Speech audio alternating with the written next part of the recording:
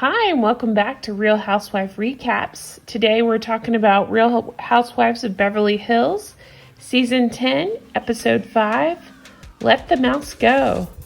You guys, this was such a good episode. I loved it from start to finish. No boring parts. I thought it was fantastic. Woo! Let's get into it.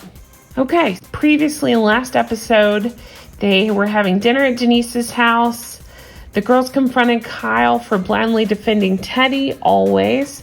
Kyle says she would defend any of them. Rinna says that's not true when it's your sister.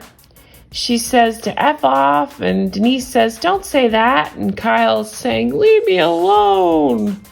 Oh, Kyle's the worst. Let's get into it. So we pick up this episode with Rinna, and she's saying, let's get into what's really going on. Dorit asks, were you upset with me for something else that day? Kyle says, no, I wasn't. I was really telling the truth. It's effing weird that you had glam to meet friends for a workout. Hang on here for a second. I just don't understand her argument. Obviously, it's got to be about something else because she can't be mad about glam. Don't they all do that? Freaking Erika and Dorit travel with glam. I mean, they all do. Kyle's always made up within an inch of her life, so I don't understand where this is coming from. Very strange. Sutton speaks up and says, I know what it is. If they just zip it for 2 seconds. She says, it's because of Dorit's I Have a Life that really resonated with Kyle. And I agree. I think that's what it is. But I just don't understand why she's coming so hard for everybody. It's such a weird hill to die on. I don't understand. Kyle points out all the things that they're doing wrong and wants to break it down and says they aren't being honest. Everyone kisses everyone's ass and she can't take it. She is the queen of ass kissing. Garcelle even brings it up and says, wait a minute, at Kyle's dinner party, was Kyle being fake? She says, I can't with Kyle. I just can't. Me neither. I think a lot of people are feeling that way this season with Kyle. Truthfully, every season with Kyle, I feel that way. So then you got Rinna saying, I've not been honest. Kyle says, you have, but it's not fair what you said, talking about the sister.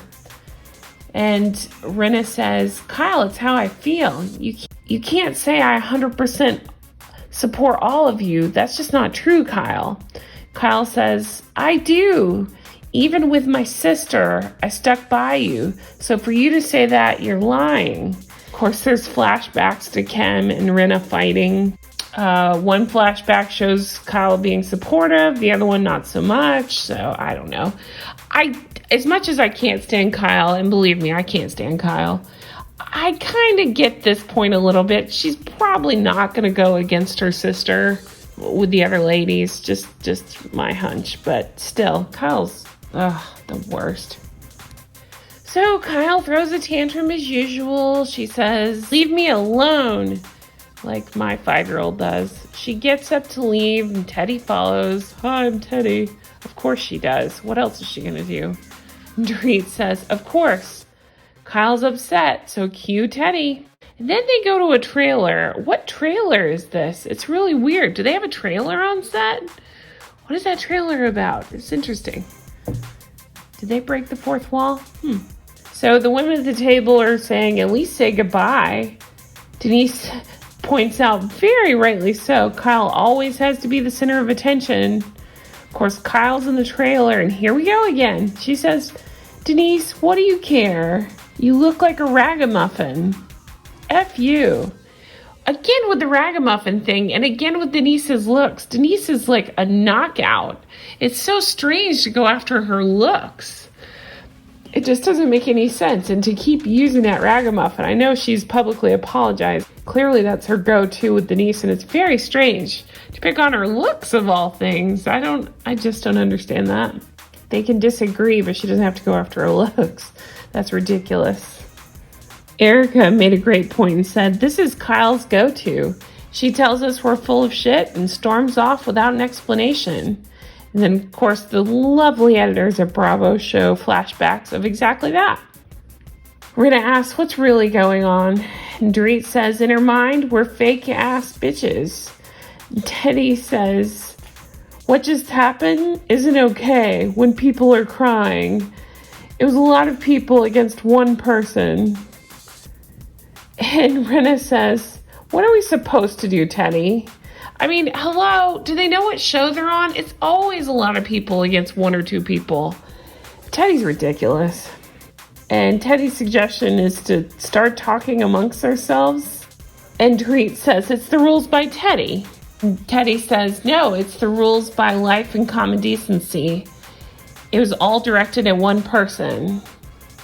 And all the ladies say, no, it wasn't. But in that case, Kyle was being ridiculous and she deserved the pile on. They've all piled on Dorit in the past. They've piled on everybody. It's just how the show works. Rinna says, don't try to hijack this. Don't do it. You're making it not okay that I talked to Kyle. And Teddi says, you brought up family. And again, that's the one point I do actually side with Teddi. I don't even like saying those words. But I understand what Teddi's trying to say just in that one point. And Rinna says, well, that's the effing truth. And then it's Rinna versus Teddi. Come on, Rinna, take down Teddi. So the night wraps up. Then we flash to the DNA clothing line. That is Rinna's daughters, Delilah and Amelia. They started it. We see the daughter wearing a mask. And I'm sorry, I just had to laugh because of the times we're in right now. She predicted the future. Who would have thought? We see Lisa Rinna trying on their clothes and posing in them for some photos. Then we go over to Erika and Denise. They are having coffee, and Denise has explained that the kids heard and understood what was being said. Erika says, I thought I was at Wild Thing's house. They show that Erika and Kyle met the day before. Erika says, I think Kyle has a lot on her shoulders. And Denise says, I got work, I got an ex-husband, I got kids, one with special needs. Bitch, we all got a lot on our shoulders. Denise sent a text to all of them, thanking them for coming, and Kyle was the only one not to respond, further proving the point that she's trying to get attention and make it about herself. Then we get to see Garcelle at home with her ex. The boys are turning 12, and she explains that they made a point, her and the ex, to get along for the kids' sake, that they don't actually know about the cheating, which is incredible parenting and good for her for not letting that take center stage. We see a beautiful pile of donuts that made me really want a pile of donuts. So then we see Lisa Rinna getting ready for the DNA event, as well as going over to Erika's. She's getting her makeup done with her mom, Lois. Erika's setting out food at her office. Kyle is nervous. She says she doesn't want to be piled on again. Poor Kyle. Dorit shows up with a very insane ponytail. It gave me a headache just looking at it. I don't understand what the heck's going on with that. Everyone arrives. Sutton's wearing some crazy shoes. Kyle and Rinna are so awkward. Rinna pulls Kyle aside, apologizes, says it was the wrong example to bring up.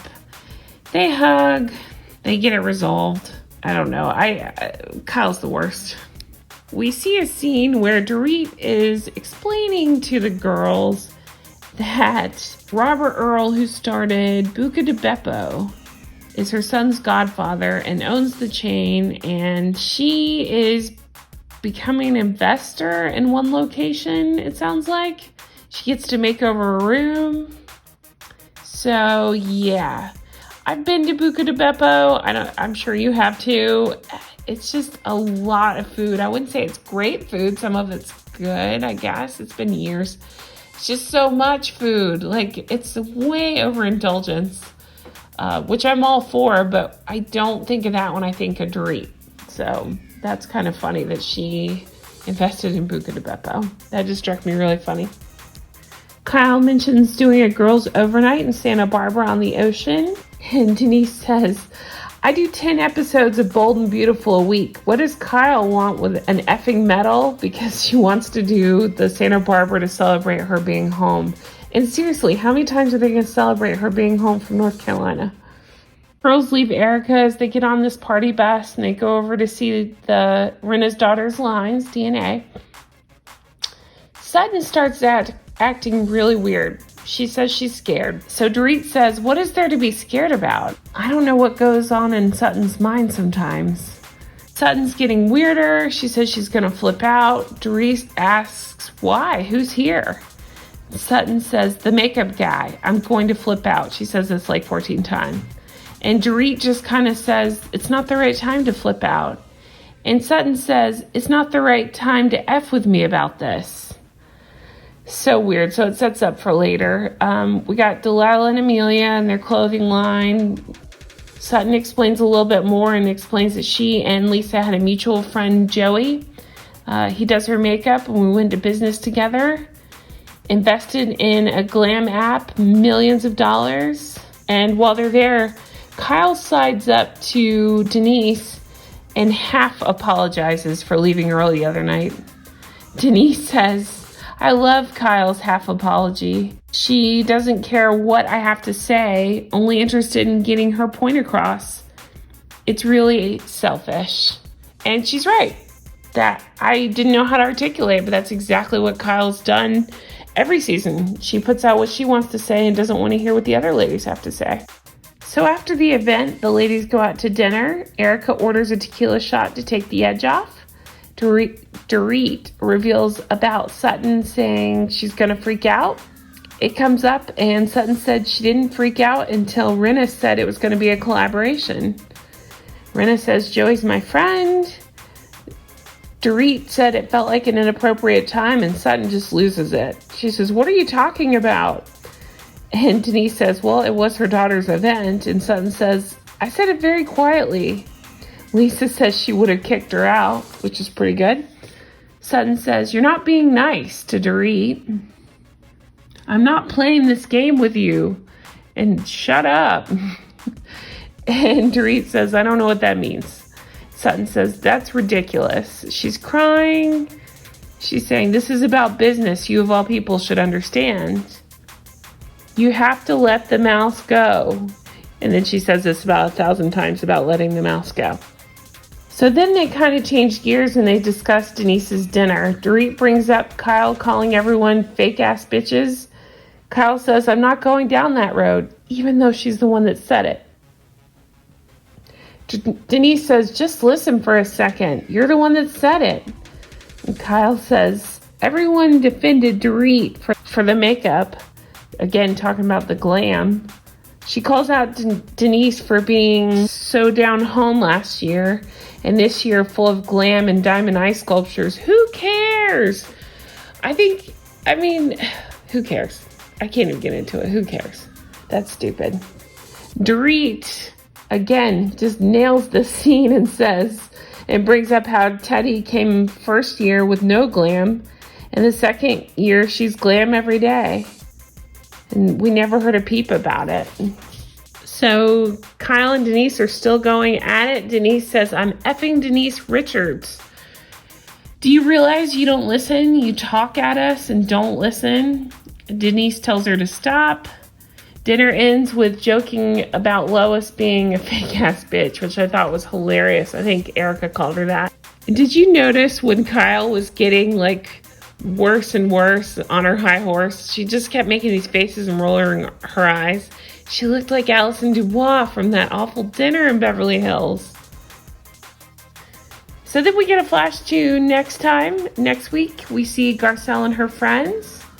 Dorit and PK at Buca de Beppo. Oh, that's just so silly to me. We see the girls screaming and being silly. We see the psychic dinner. And Denise brings up Kyle always wanting to be the center of attention. Such a good show this week. I thought it was excellent.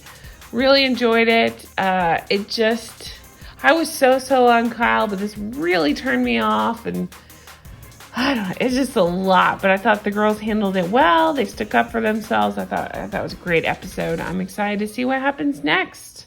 This has been a great season so far. Super interesting to recap. And I've loved all of your comments. That's been awesome.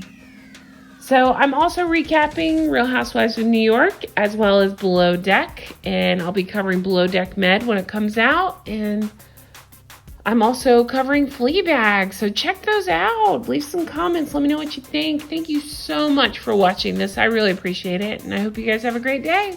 Bye-bye.